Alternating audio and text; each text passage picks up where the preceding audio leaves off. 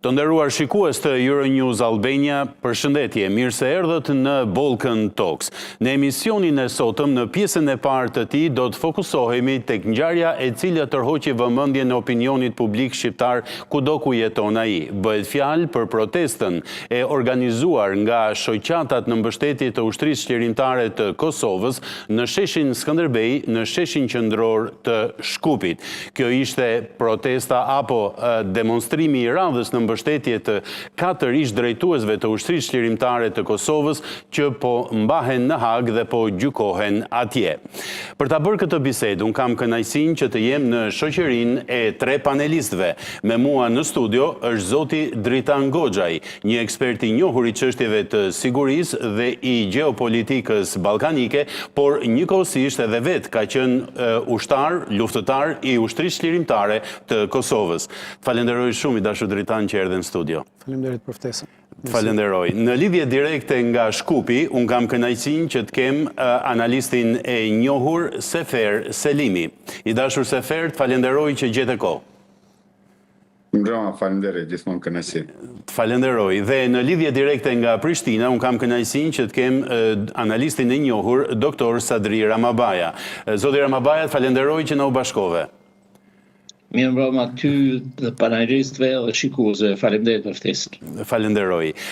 Sefer, doja që ta fillonim bashk. Në rrjetet sociale ju hodhët pamje dhe foto që edhe ju ishit i pranishëm në këtë aktivitet për cilin po flasim sot në sheshin qendror të Shkupit në orën 13.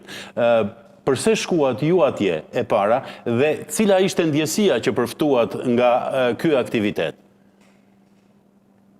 E para, unë edhe në fillimet e veta, kur nisi iniciativa për themelimin e gjykatës speciale, kam qenë një mbështetës i jashtëzakonshëm, mu për arsye se kam dashur që lufta jonë, sepse lufta e Kosovës nuk është luftë e kosovarëve, është luftë e gjithë shqiptarëve, edhe për te kufive administrativ të Kosovës, të marrë trajtën juridike të një lufte të pastër, e cila nuk ka pasur asnjë shenjë dhe asnjë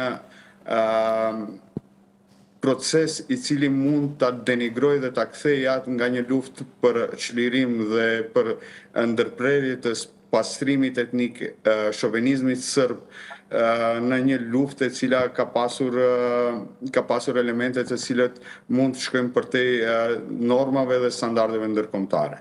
Dhe sot isha mu pikërisht aty, sepse ajo që nisi si një betejë për të provuar një, le të themi, një akuzë absurde, një akuzë e cila edhe është përdoftuar nga vetë autori i akuzës që ka qenë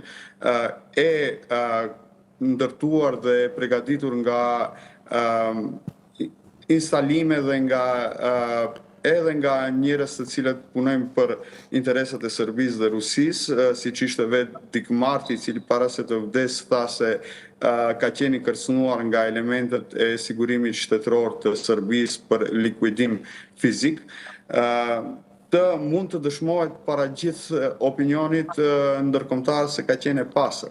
Dhe sot të gjithë që ishin aty nuk ishin për të kërkuar që mos ketë dënim. Nuk ishin për të kërkuar se t'i japin ndonjë favor apo për t'i mundësuar krerëve të UÇK-s që të dalin të lirë. Ishin për të kërkuar drejtësi, ishin për të kërkuar që e vërteta të triumfojë. Dhe pas 5 viteve ne shohim që ajo që nisi si një përpjekje për drejtësi dhe për të atribuar të vërtetën ndërkombëtare për luftën çlirimtare të ushtrisë çlirimtare të Kosovës, po kthehet në një absurd dhe një labirint të pakumtimt që nuk dihet se cili do t'jetë motivi kryesor përfundimtar i këtij procesi.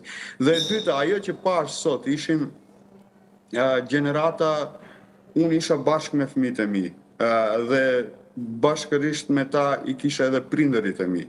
Më thënë janë 3 gjenerata të cilët ne ishim bashkërisht aty për të kërkuar vetëm drejtësi, jo për të kërkuar favor, jo për të kërkuar mëshirë, jo për të kërkuar ndonjë privilegj, thjesht drejtësi. Dhe kjo drejtësi është duke u mohuar tash e 5 vite. Unë nuk dua të hyj në interpretimet politike të asaj nëse themelimi i gjykatës speciale ishte i drejtë ose jo.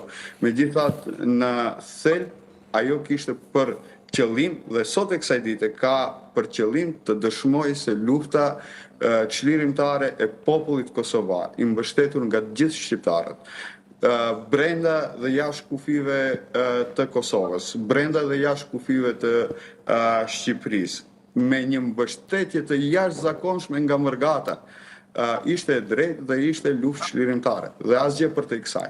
Nuk ka shtëpi të verdha, nuk ka libra të verdh, nuk ka trafikim organesh, nuk ka abuzime me të drejtat e njeriut, ka një luftë që ka qenë për të ndaluar shtypjen të cilën në mënyrë sistematike mbi 100 vite e bëri Serbia mbi popullin e Kosovës. Po, doktor